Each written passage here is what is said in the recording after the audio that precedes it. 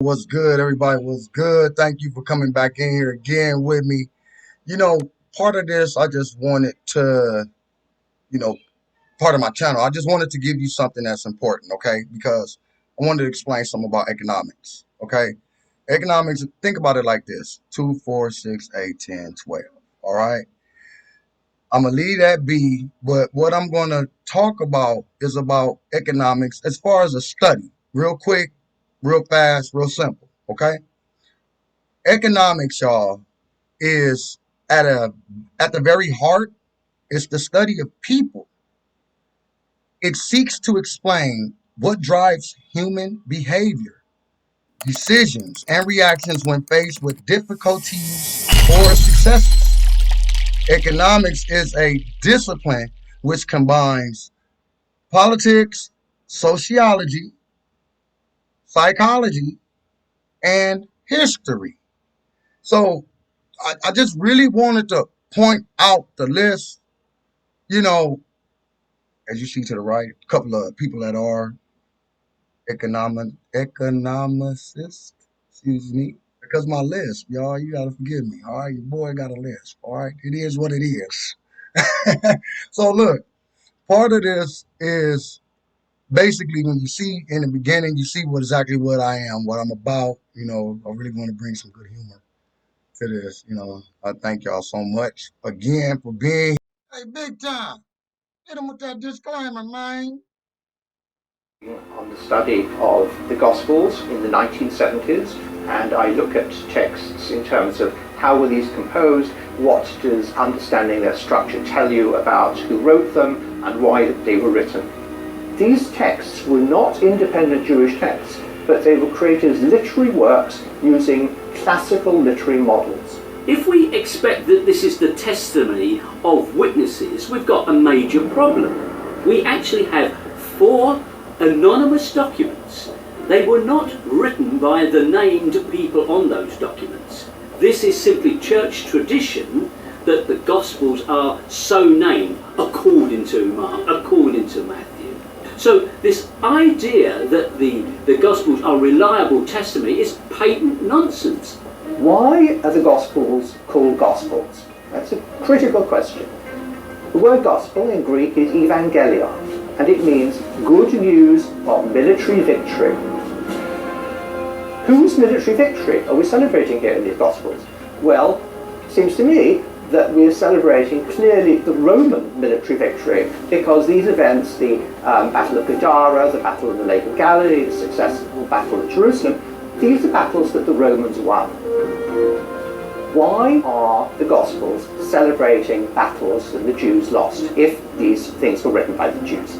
The fact that the Gospels are known to us in Greek and not in Aramaic or Hebrew is, I think, just evidence of their authorship. They were not written by any followers of Jesus who would have surely spoken Aramaic, and if they had been fishermen and simple folk, they would not have had the literal skills to write them anyway. If we look closely, there actually are clues in the Gospels that point to who the true authors were. A lot of the Christian literature advocates turning away from the Jewish law and obeying Roman law. Well, this fits perfectly into Roman propaganda purposes. And then you have, in general, the portrayal of Jesus as the peaceful Jew who is wandering around in what is depicted as a sort of pastoral scenes, talking to fishermen and farmers and so forth, when in fact this is a war zone. Judea is a war zone. And you ask yourself, well, why is it not portrayed as a war zone? I mean, they really had it down pat. They have Jesus saying, render unto Caesar what is Caesar's, which is basically in response to talking about money. Whose benefit would that be? It's so blatantly obvious. The perception of Roman characters in the Gospels, they're all interpreted in a favourable light. They are pro-Roman. They do not depict the Romans as the forces of evil. They reverse that. It's the Jews who become the forces of darkness. It's very striking that various passages in the Gospels refer to the Jews as some people separate from the heroes of Jesus and his disciples. the Jews are those who object, the Jews are those who try to thwart the divine plan. Now, that gives us a clue, certainly, to who were the true authors of this book. They are works of literature created by people who are trained in Jewish literature, but whose values are pro-Roman. The Romans wanted to promote anti-Semitism, and so they arranged the story of the beloved man God, Jesus Christ, to appear as if the Jews had brought about his death. Because of this, the Jews would have to suffer anti-Semitism throughout history. So this was a piece of work that could not have been done except by a fairly established literary team, such as the literary team that was in Rome actually writing the books of Josephus. I mean, that was written by a literary team, and it was written as one of the attempts to give prominence to the Flavian Caesars, which the Gospels also do. So it is extremely likely that the Gospels, as a form of epic, designed to magnify allegorically the Roman Caesars, is also written at the court of the Flavian emperors. But the Jesus story takes place many decades before the Flavians came to power. Why would the Flavians create a work about a Jewish Messiah that wasn't even from their own era?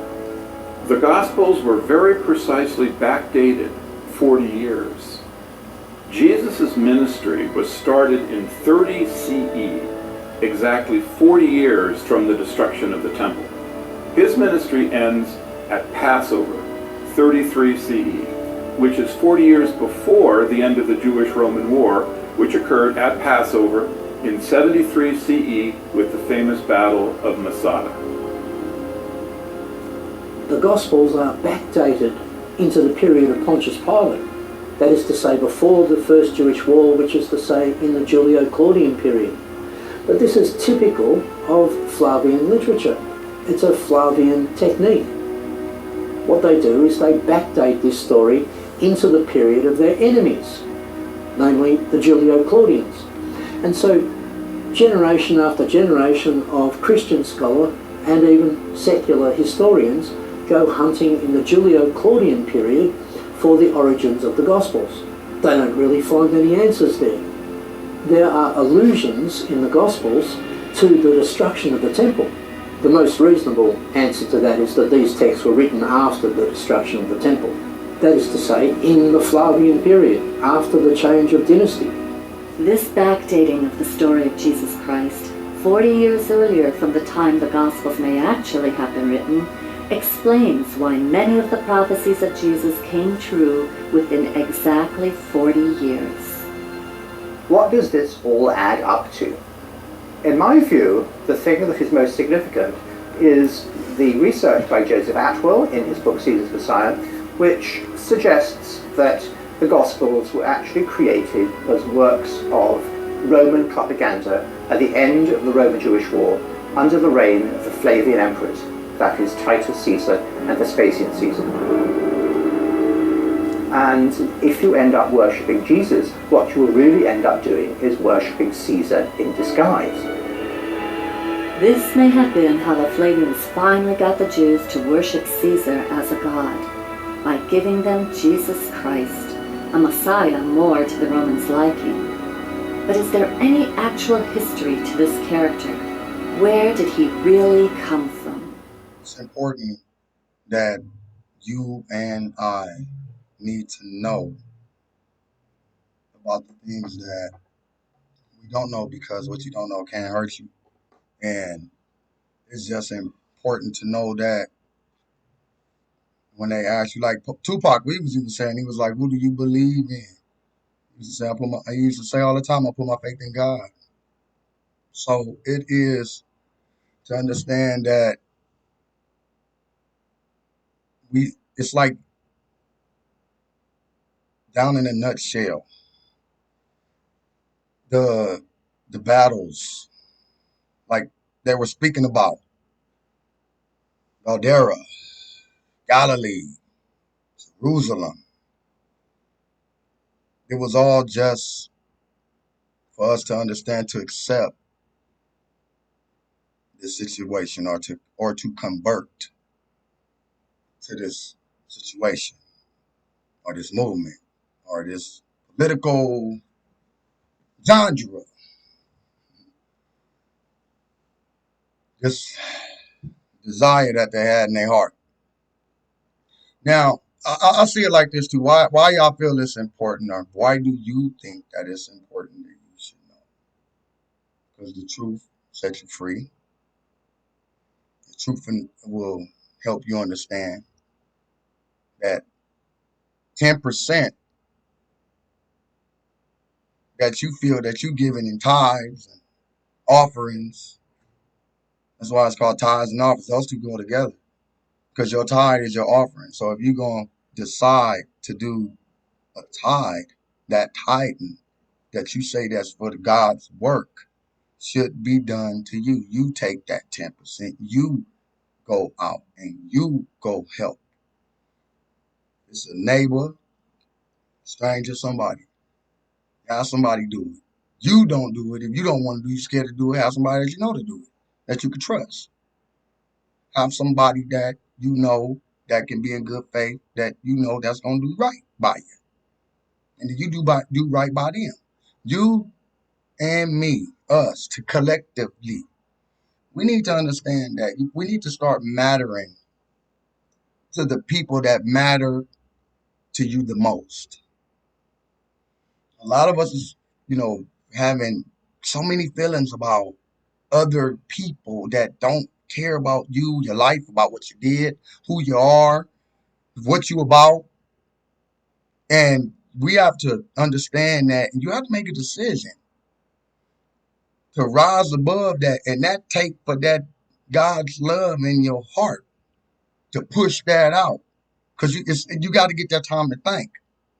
Everybody, I don't care who you are, you can for some reason get that time to think. Or they say it's that I wish I should have, could have. No matter how you are, no matter who you are. You know, the reason why for this about part two is important because it's about also that you got people that are fluent and they are trained in Jewish literature, tradition, history, culture, everything. But they feelings, they values, efforts, or everything and what they doing is all to move them up in a position of how this Roman society is that we living in under this banner of Christianity. It's overlap. I was watching something recently. I seen Rick Ross. He attempted to go to Buckingham Palace to get in to talk to somebody. Bro, what the world is you doing up there? Need to talk to them for? You should be making music, but you need to what you need to go in there because you need a pat on the back. You was feeling down about something. Something was going on, so you needed an applause about something about something. Yeah, I want to go make deals and all whatever it is. It's the things that what we have been through now, y'all. That you sit back and you think about it, you be like, why? What's the reason? Why? How come? Why? Because they part of these people that's in this school system, or they not. They not. They didn't join. They in. They in. They in it to win it. And I really feel in my heart, no matter how good they do, they gonna do bad. That's how I feel. I don't care what. Hey, it's a lot of people that probably say they ain't got to me yet, or they ain't got to them yet, or whatever it is. They probably doing good, but you know what? Ultimately, after everything that what I've seen, after everything what I'm gonna read to you, show you stuff that's what's been going on with my people, what I see, yeah, I haven't seen no big benefit. I've traveled this whole United States. I see a lot of land, but not enough houses. See a lot of water, but not enough ways how to convert and make things better that help the land. Because we can do great. Look, y'all. We used to rule this wonderful earth for 27 dynasties. No war. If it was some type of disease, and we cleared it up because I'm telling you, we here now. So all this stuff you see now is because of, I really feel, because of the people still doing nasty stuff that they ain't got no business doing that we can't see.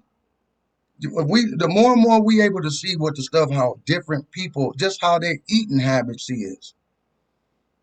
You're not supposed to eat stuff that eat boo boo. I don't care how good it is. I don't care how much you dip it in butter. I don't care how much you do it. You're not supposed to be smacking your lips and putting it down in your belly and doo-dooing it out. That stuff that down there dwelling down there in that bottom. And just for your, FYI, pork too. That's right, the pig. Noted that I would take the microscope and show people how you can't kill the trichina worm in pork by cooking it.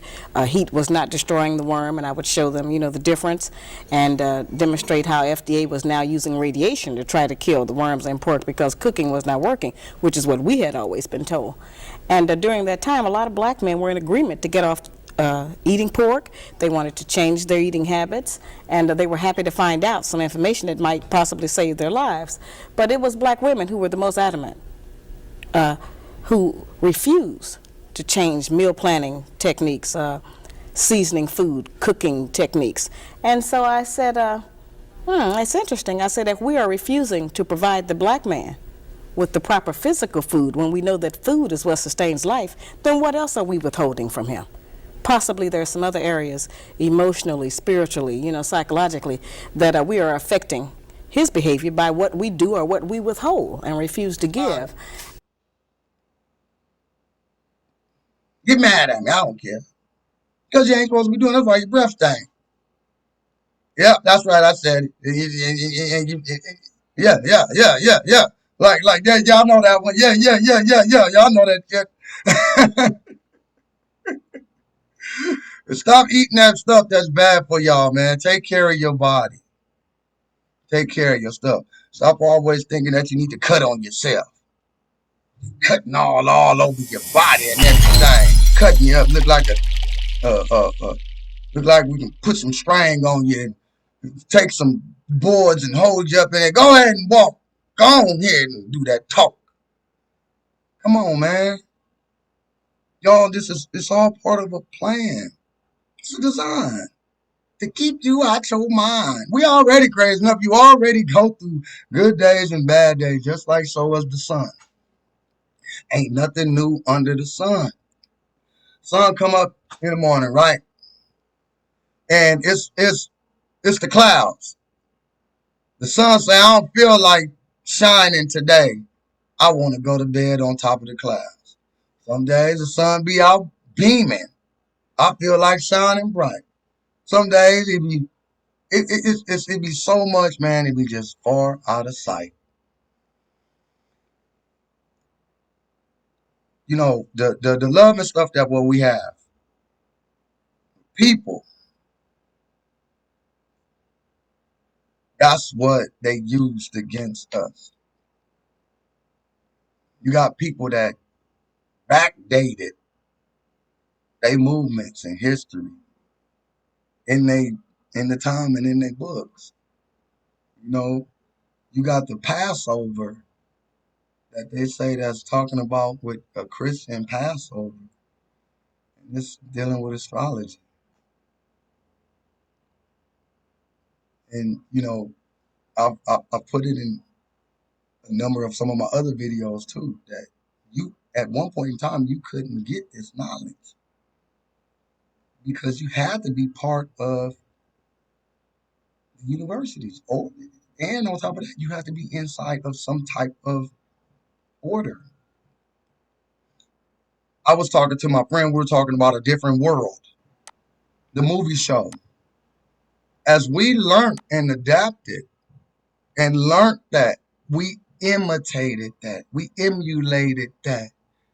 We told our kids to be that.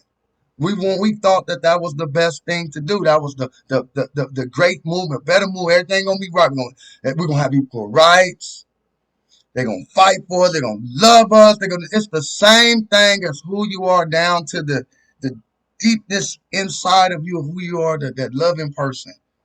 And if we can cut that love off, then that's good. We keep you worried about your bills. We keep you worried about what's going to happen to you. We keep you worried.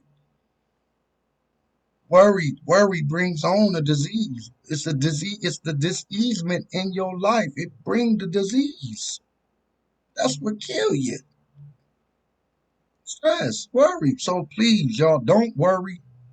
Don't be stressing. Y'all, I'm telling you, you got a lot of good things that's happening that you just can't see, but in time, we're going to be able to see it. We're going to be able to see it, man. Hold on. Next. Here go. Let me go to the next video. Territories was governed by the imperial cult, and if you wanted to succeed, the key social community to join was the imperial cult, because that's where all the movers and shakers were. This idea of the emperor becoming an object of worship was well established in the Roman system before Vespasian and Titus came along. It was prevalent in all major centres. It had its own priesthood. There was a ceremony, an annual celebration, annual games for the imperial cult. Now, it had many characteristics which would later colour the Christian cult. It grew in the same centres. It made claims that were later transferred to Christ. The Julio-Claudians had claimed that they were of divine descent and that they were therefore legitimate. Their power base was the Roman aristocracy, the Roman nobility. All of that collapsed into this power vacuum. Vespasian was declared emperor by the troops, by the Roman army. So effectively it was a military coup. With the change of dynasty, they have to create a whole mythology to legitimise that dynasty. At the same time, they're creating a whole mythology to counter Jewish messianism. Somewhere along the line, those two things get mixed together. When Vespasian died, Titus began the process of having his father deified. This is a complicated process because only the Roman Senate can bestow on an individual the title of deus or god. Titus came to the Senate and presented evidence that the life of his father had been divine. Certainly this would have included the military campaign that the Flavians waged through Judea. And it's at this time I think the Gospels were written, because the theological structure in the Gospels of a God the Father and the Son of God is the same one that Titus would have been presenting to the Roman Senate. Well, the Roman Senate did accept Titus's evidence, and Vespasian was deified and became a god. Titus therefore became a son of God.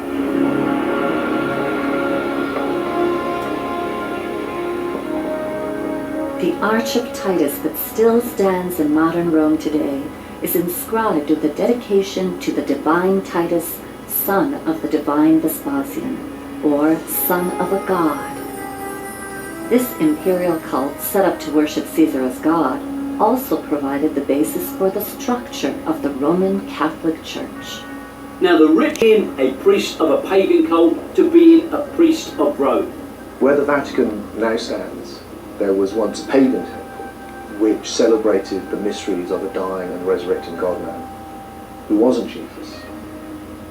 There are many churches in Rome, I've been to a few, where you go above into the church and there's Jesus, and you go underneath and there's a little sanctuary of Mithras, and it's basically the same thing. So the Roman plot to invent Christianity is just so clever when you think about it.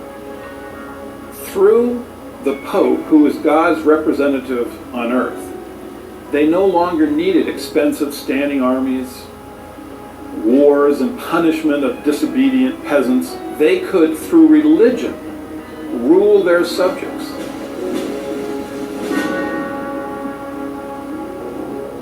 Over time, Roman Christianity propagated throughout the empire by way of the mass media of the day, the Roman roads. The Romans must have approved of this new religion, Because, as some scholars ask, if the Gospels really were Jewish literature about a Roman sentenced criminal, why wouldn't they have been destroyed? One of the really surprising things for me was to realise the extent of Roman control of propaganda and of literature.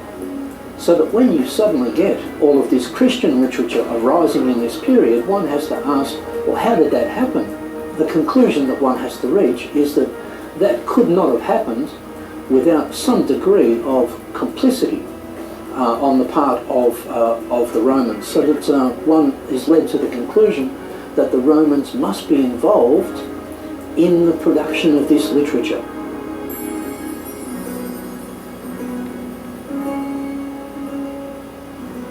To produce literature.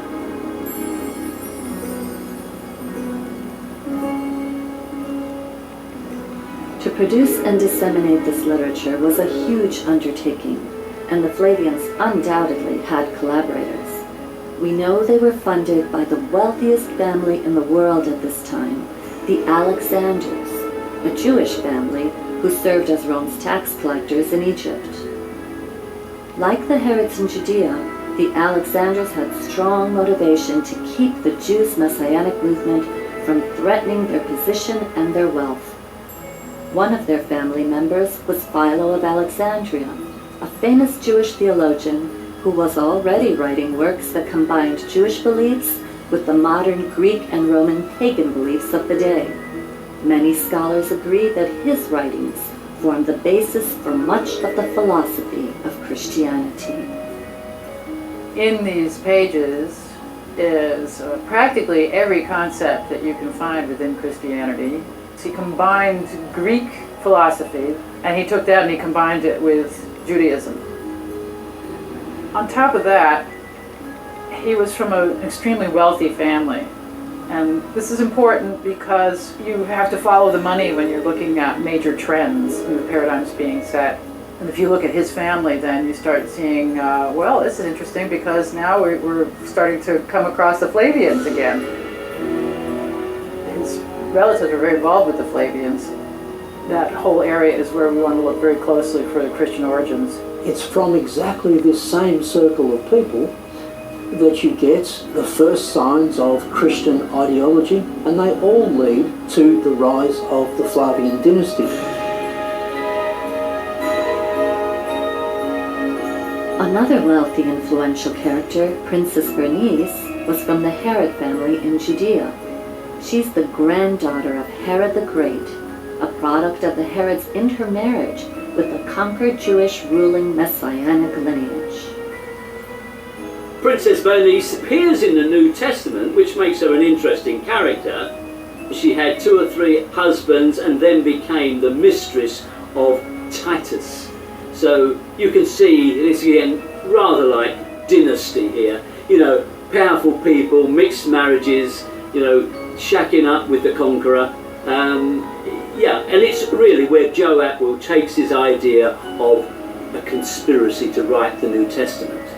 But let him say it in his own words. Bernice was a Herod related by marriage to the Alexanders, and of course later she became the mistress to Titus.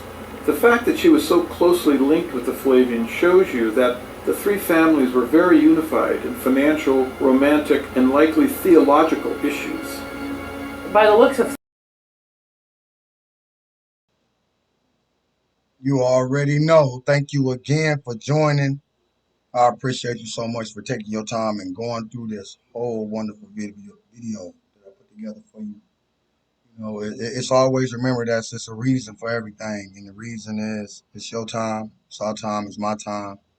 You know, and through all of this, we can remove flags and statues all day, but until we figure out how to remove the hate in people's hearts, nothing will change.